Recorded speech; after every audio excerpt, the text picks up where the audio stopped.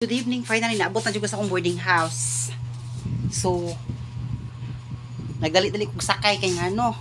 Nagtaligsik na town dito sa may may Toyota. And then pag-abot na ko dito sa may crossing Matiran, ulan naman jud di ay. My God, ulan jud siya. So nakasakay kog dayon na anak pa tong lalaki Pasensya mo sa ako ang mga hinangar dira. Ada pa tong lalaki nga, ma'am, diri ka sakay sa atubangan. Ano ko dili ko sir, diri lang ko sa Luyo. O di. Kay nganong dili ko mo sakay sa tubangan? Kay ang taxi driver mo gunit siyang manubila niya ako lahi pero akong gunito ihang manubila. Oh.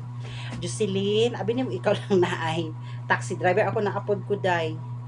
Lamion ang driver day. Kung isakay pa ko sa tubangan dugay jud maabot day kay mag-ilugan na may manubila, duhaman ka manubila na sa tubangan.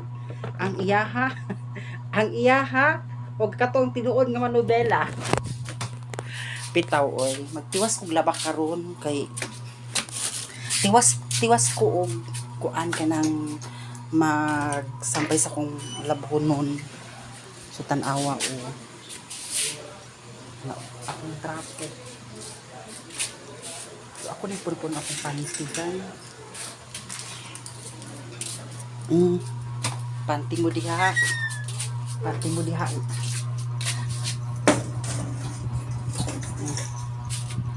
Ani akong panty so di isa ka semana na ako nakuan. Katong last week pa dapat nilabhan ako karon wala man ako nalabhan.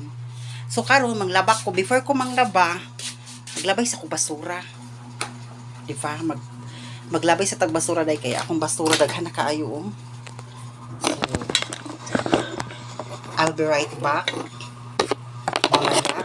Dili ano tong balik ko. Kuman ani dili na ko mag-online. Mag-ano ako kanang unya ako mag-ilis kay maglabay sa basura.